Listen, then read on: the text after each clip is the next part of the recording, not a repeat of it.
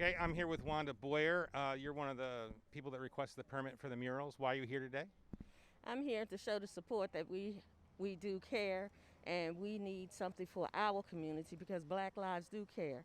Black lives do matter. And this is where we are trying to get one of the proposed murals right here on High Street. This is where one of the places where the slaves would come in and the trade would begin to occur.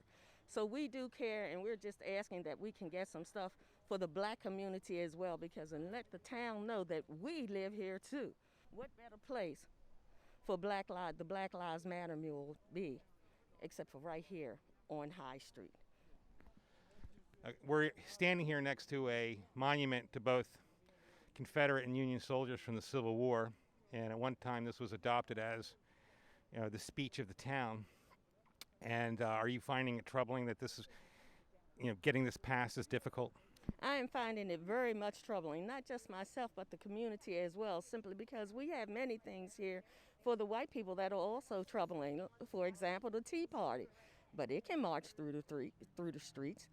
But we can't have a sign a temporary sign, something that will fade away, something that we have agreed to maintenance ourselves, becomes such a dispute. It is disheartening that that is happening. What is your name and why are you here?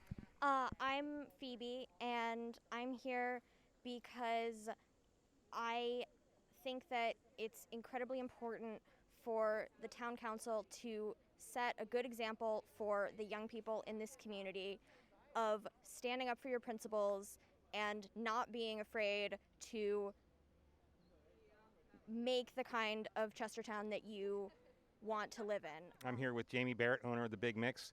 Why are you here?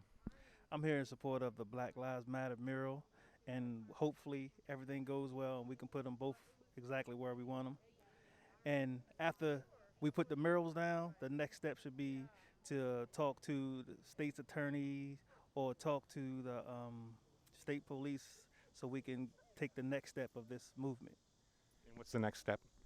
Try to get, equal rights and start here in Kent County. I'm here just as a concerned citizen, a community activist. I feel like Chestertown has a chance to stand on the right side of history with this one.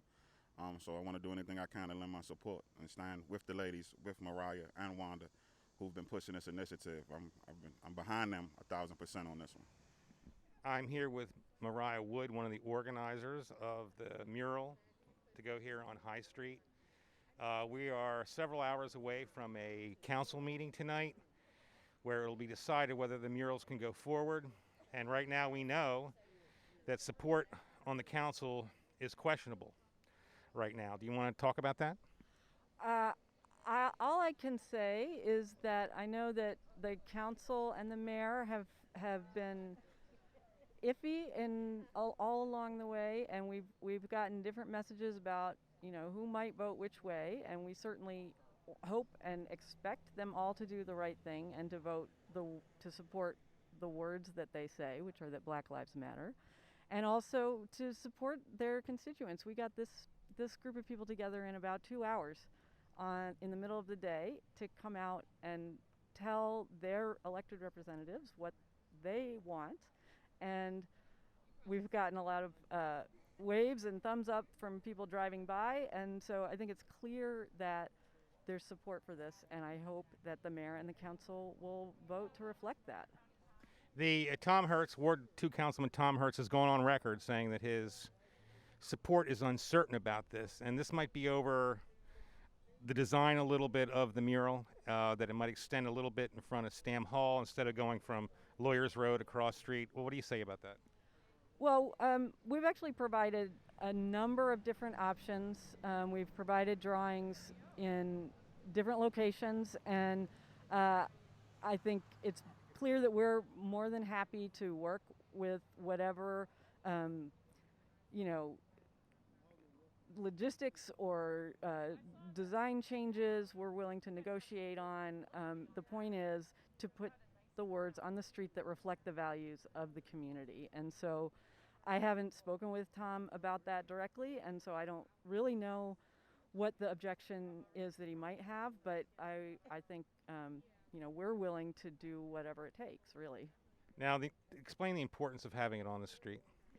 So the street mural is important because, first of all, this is a moment in our nation's history when this is how the sentiment is being expressed across the country. So it's a moment of solidarity with the dozens and dozens of other cities and small towns in every state, I think, almost, where this has been put on the street. So for Chestertown to put it on the street is very much in line with the way that this is being expressed right now. It's very mainstream. And the reason why it's important to be in the street is that the street is where, for example, the street is where George Floyd was killed. The street is where Michael Brown was left to lie after being killed. It's also where people protest. It's also where people in Chestertown were brought to our port and made to walk up this street to live lives of being enslaved. And so we use this street to celebrate Chestertown's history when we have the Tea Party, when we have our many festivals. And so we can also use the street to express another part of Chestertown's history that needs to be reckoned with, but also to express Chestertown's present when we believe that Black Lives Matter. I don't think there's very much disagreement with that sentiment. I do believe that that is a value that the majority of Chestertown holds, including the mayor and council. And so it's appropriate to put that in the street when the members of the Black community who are here today and who have signed petitions and made videos in support of the murals are saying, this is something that's going to show us that you mean what you say.